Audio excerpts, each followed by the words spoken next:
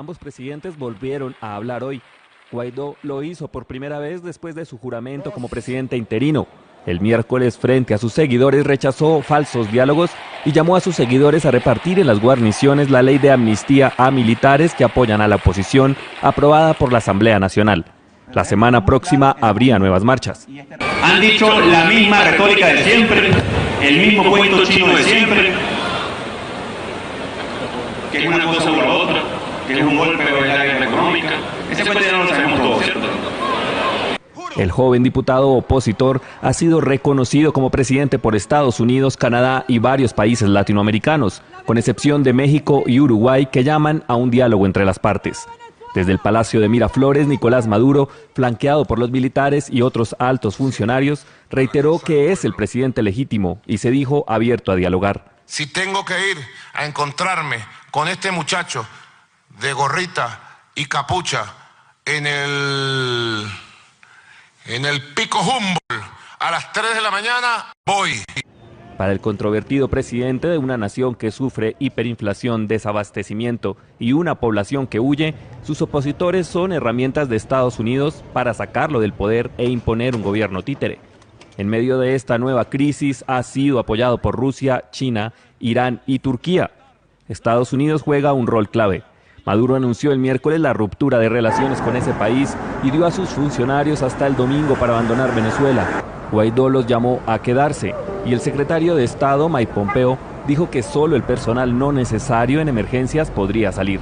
Las manifestaciones de la oposición el miércoles en todo el país dejan un saldo hasta ahora de al menos 26 muertos y más de 300 detenidos.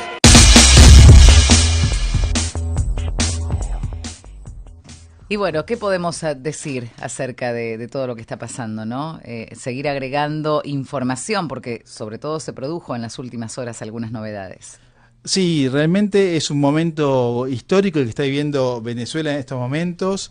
Se pronostica una inflación para el año actual de 10 millones%, por ejemplo. Imaginemos lo que es ese número, ¿no? Si nosotros estamos con el 48 y nos cuesta sobrevivir 10 millones%, una situación en la cual Guaidó está negociando con los militares, como decíamos recién, como se comentaba recién, para tratar de hacer una transición ordenada. El apoyo de la Unión Europea, digamos, a la salida de Maduro se está sumando a la iniciativa que ha habido desde América Latina, liderada por Trump y apoyada por muchos países como Argentina, Brasil, Chile, entre otros. Los únicos opositores, como se dijo también en el informe, son México y Uruguay. Ahora, Martín, ¿cuál es el escenario? Porque está Estados Unidos, la Unión Europea, lo que vos marcás de varios países de Latinoamérica. ¿Pueden hacer que Maduro se termine yendo del poder? Maduro, conociéndolo como es, que se aferre a ese poder y que pueda desembocar en una crisis aún mayor, Dios no lo permita, pero una guerra civil. ¿Cuál es el escenario que se puede llegar a dar en este contexto de hoy? Bueno, realmente hay muchos escenarios posibles en esta transición, digamos, ¿no? Pues puede haber un escenario en el cual Maduro renuncie, y muchos hablan de irse a Cuba, de que se vaya a Cuba y haya una salida relativamente ordenada. Puede haber una resistencia, que se le va a ir complicando porque le están cerrando, como decíamos, las canillas financieras. Puede haber otros escenarios más violentos. Así que realmente hay muchas preguntas, mucha incertidumbre, y los venezolanos que están por todo el mundo, más del 10% de la población que habita Venezuela se ha ido del país, ¿no? En Argentina solamente hay alrededor de 150.000 venezolanos.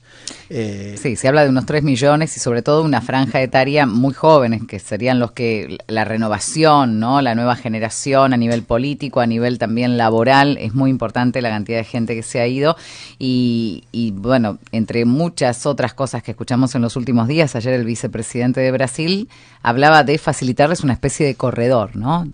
Dejarlos escapar a Maduro y a su banda, dijo, para que después Venezuela se reconstruya desde adentro. Salieron rápidamente a criticarlo, obviamente por estos dichos, porque si una persona es culpable de algún tipo de delito, vos no podés facilitarle la fuga. ¿Por qué dejarlo escapar? Y bueno, entre muchas cosas que se van sugiriendo, ¿no? Me parece lo más sensato es la posición que han tomado tanto Uruguay como México, y ahora que están tomando algunos países de la Unión Europea. El no intervencionismo, porque también digamos esto, hay una intervención clara de Estados Unidos sobre lo que es la política de un país. Y esto me parece que es un antecedente muy peligroso. Quitemos el tema o pongámoslo en el centro de la mesa. Nadie está diciendo que Maduro esté haciendo bien las cosas, pero vos no podés avalar en nombre de eso que un país intervenga, que ponga un presidente. ¿Me explico? Totalmente. Porque esto... Si no entras en la ilegalidad también. Bueno, pero aparte lo hemos visto ya en otras situaciones. Ya nos contaron el cuento de las armas de destrucción masiva que después no estaban. Claro, el debate ahí es hay dos posiciones, ¿no? Esta que vos comentás y la posición que lo que dice es, bueno, los ciudadanos venezolanos eligieron a través de la Asamblea Legislativa a otro nuevo presidente. Claro.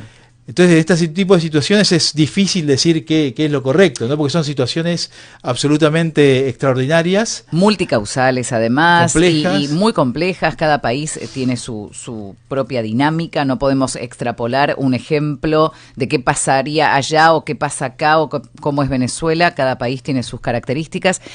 Pero me parece que la situación es muy delicada y la posición más sensata que yo vi hasta ahora, ya te digo, es la que optaron por Andrés Manuel López Obrador, el presidente mexicano, el presidente Tabaré Vázquez, o la Unión Europea a través de estos tres voceros. Todavía no hay un comunicado conjunto de la Unión de Países, pero diciendo, te damos un ultimátum. O sea, en 8 días, si no convocás a unas elecciones libres, transparentes, las últimas elecciones en mayo del año pasado habían sido observadas, hubo veedores internacionales, no se declararon ilegales, ¿o sí? No hubo una declaración de ilegalidad, estuvieron sospechadas. Claro, sí, exactamente.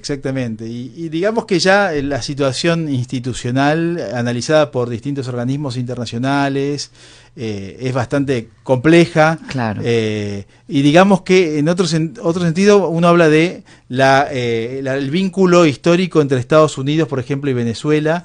Hay una relación siempre de amor-odio Estados Unidos-Venezuela porque cerca de la mitad de las exportaciones venezolanas van dirigidas a Estados Unidos, por ejemplo. O sea, comercialmente Estados Unidos es socio estratégico comercial de Venezuela. Históricamente, sí, ahora han caído un poco por esta situación de crisis, pero en Venezuela produce petróleo, básicamente, y acá hay una diferencia enorme con su vecino Colombia, que a pesar de estar situados geográficamente en una situación muy parecida, tiene un perfil institucional mucho más sólido y no tan dependiente de materias primas como Venezuela. Tampoco tiene tanta riqueza de petróleo, pero digamos algunos sociólogos hablan de la maldición de los recursos naturales, ¿no? Cuando un gobierno goza de muchos recursos naturales, no tiene por qué hacer un buen gobierno para generar una recaudación importante, ¿no? Y a veces se dan casos de regímenes no democráticos, dictatoriales, o como los que se dan en el caso de los países árabes, muchos de ellos en la OPEP, que no deben recurrir a la democracia para funcionar, ¿no? Martín, en un ratito te vamos a preguntar también y vamos a ahondar, a ver si podemos entre todos entender qué rol están jugando allí China y Rusia. Perfecto. Porque no es casual. Se va construyendo una especie de TEG en medio de todo esto. En el medio está la gente también, están los 16, creo que fueron 16 los fallecidos, no sé si se elevó en las últimas horas a algo más. O sea, en el medio está el sufrimiento de la gente, la hiperinflación descontrolada que ya ni vale la pena medirla porque es algo que no se puede dimensionar. En medio hay un sufrimiento de los que se van, de toda esa juventud que termina dejando el país a causa de estas situaciones internas, pero también está el contexto internacional. Quienes apoyan hoy en día al régimen de Maduro, a la presidenta, algunos les dicen régimen dictatorial, otros dicen no es un régimen, es una democracia, por eso quiero que lo analicemos en un ratito, dale. Perfecto. Latina, en Duplex, por Telemax. Hablar un poquito de Venezuela, yo te preguntaba hace un rato el tema del contexto internacional, porque estamos hablando de una clara división entre los que han reconocido a Guaidó como presidente interino, presidente en reemplazo, no sé, hay como 2 presidentes en este momento, uno que tiene todo el poder, el apoyo de los militares, todo lo que es el ordenamiento jurídico, militar, económico, y el otro que tiene el apoyo de muchísima gente y el contexto internacional. Al mismo tiempo, el contexto internacional se va dividiendo entre los prudentes que dicen te damos un ultimátum, los que apoyan definitivamente a Guaidó, y los que siguen apoyando a Maduro. Y no estamos hablando de países chiquitos o poco poderosos. Estamos hablando de China y de Rusia, entre otros. Sí, exactamente, ¿no? Especialmente China y Rusia, que son dos actores principales a nivel global. China, que digamos es una potencia, 1 de cada 5 humanos es chino, para tener una idea del tamaño de este país. Es un país no democrático, China, ¿sí? Destaquemos esto, es una potencia con una economía de mercado abierta, en crecimiento, todo lo que sabemos, el crecimiento de tasas chinas, 6% anual, pero no tiene democracia, pero evidentemente es un actor muy fuerte que desafía el poder de los Estados Unidos hoy en día. Y también la Rusia de Putin, ¿no? Que Rusia, digamos, tiene un perfil con algunos puntos en común a los de Venezuela en Europa, es el gran proveedor de energía de Europa, ¿no? Por eso, a pesar de, se da esta paradoja de no ser un país desarrollado, pero con un poder estratégico enorme, ¿sí? Es un país en desarrollo, pero digamos cómo maneja los recursos de el petróleo y el gas para abastecer a Europa central, oriental y occidental. Tiene esta capacidad de sentarse en la mesa de los más poderosos, ¿no? Y un historial que hace que Rusia tenga una ambición de protagonismo a nivel global muy clara, y estamos viendo que China y Rusia se plantan y ya estaban estableciendo vínculos con Maduro antes que se dé este colapso del régimen, y son una barrera, ¿no?, para el avance de la política de Trump dentro de Venezuela. A mí me llama la atención, bueno, ayer trascendía una información como que el servicio secreto ruso había mandado a personas a proteger a Maduro, a vigilarlo, a darle seguridad. Lo que me llama la atención es, estás en un país en crisis severa, crisis económica, que hace que la gente tenga serias dificultades para conseguir alimento, para tener acceso a la salud. ¿Por qué no ayudan económicamente? ¿O están ayudando económicamente y no lo vemos? O sea, si hay un apoyo a lo que es la presidencia de Maduro, ¿por qué ante una situación catastrófica económicamente hablando no hay algún tipo de ayuda más contundente para que la gente no sufra? Evidentemente no importa la gente, no sé, soy muy inocente. No, importa el poder, en este caso, porque claro, estás alineado a ese tipo de gobierno. Y, increíble. Y es preocupante. Pero bueno, ¿y dónde Estados Unidos también a su vez prometió, desde una intervención militar que después volvieron sobre sus pasos, hasta un dinero? Ellos sí ofrecen dinero como para ayudar a Guaidó a concretar su plan. Claro, sí. Sí, esto es muy claro, ¿no? Y ya, digamos, aparte, como estábamos diciendo antes, Estados Unidos es muy posible que en poco tiempo más se anuncie que fondos venezolanos depositados en el exterior se asignen directamente al manejo por parte de Guaidó, ¿no? Y no tanto de Maduro, con lo cual acá entramos en una zona también que suma complejidad, ¿no?, hasta a la situación venezolana. Recordemos algunos datos sociales de Venezuela. La Venezuela de Maduro, además de los 10 millones de inflación anual, tiene una población en la cual 9 de cada 10 personas son pobres. 9 de cada 10 personas son pobres, ¿no? Así que una situación social terrible, ¿no? O sea, en este contexto se dan estas situaciones de juegos estratégicos internacionales. Por eso, digamos que tenemos que tener la lupa puesta día a día para ver qué es lo que sucede, porque, digamos, cada actor internacional en Venezuela juega una ficha, claro, que tendrá repercusión también a nivel electoral, en el caso de Estados Unidos, a nivel de Rusia, sobre el público local, ¿no? Se está dando una vietnamización de Venezuela, en algún sentido, ¿no? Vietnam fue famosa, exagerando, ¿no? O, sí.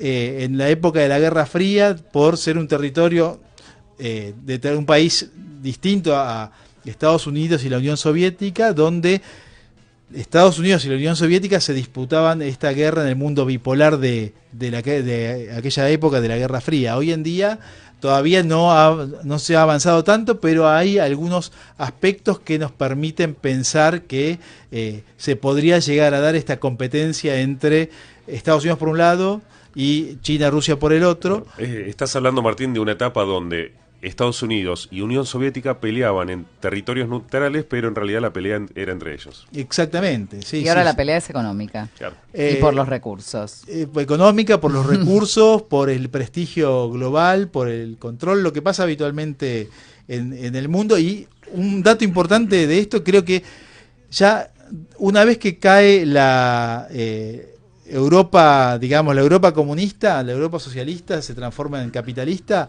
se decía que el mundo era unipolar, ¿sí? Que Estados Unidos era el único polo de poder del mundo. Ya esto no es tan claro. De forma gradual hay varios polos que compiten contra el poderío norteamericano, ¿no? Como los que mencionamos recién. El más cercano es China, y que crece a un nivel, a este ritmo tan fuerte que habíamos comentado, y cuya población es tan relevante, ¿no? Porque no es que crece, no sé, Suiza al 6% anual por 30 años. Es China, 1 de cada 5 humanos es chino, 1 de cada 5 humanos es indio, solamente 3 de cada 5 humanos no son chinos o indios, digamos, para dar una idea del tamaño de estos dos países. Claro. Sí, sí, es demasiado y vamos a seguir seguramente charlando en otros programas acerca de todo lo que pasa, ¿no? Insisto con esto, podemos hablar hasta mañana de todo lo malo que ha sido Maduro, de todo lo mal que ha hecho, es evidente, se ve en las calles, en la diáspora, en un montón de cuestiones que tienen que ver con lo económico, lo político o lo social, pero no dejemos de ver lo otro también, el peligro que supone una intervención. Los problemas de los países se resuelven puertas adentro. Por supuesto, la ayuda internacional a nivel humanitario es importantísima, pero a mí me da mucho miedo esto, que ante cualquier situación que no nos gusta o que nos parece arbitraria o que en la desesperación de querer ayudar, fomentar esto, ¿no? Que cualquiera pueda venir a decir, bueno, yo pongo un presidente, yo hago esto, porque los antecedentes no ayudan y no, me parece un factor bastante peligroso para las democracias del continente. Muchas gracias, Martín. Al contrario, muchas gracias a ustedes, un placer como siempre. Martín Simonetta, licenciado en Relaciones Internacionales. ¿Tenemos más información? Dale.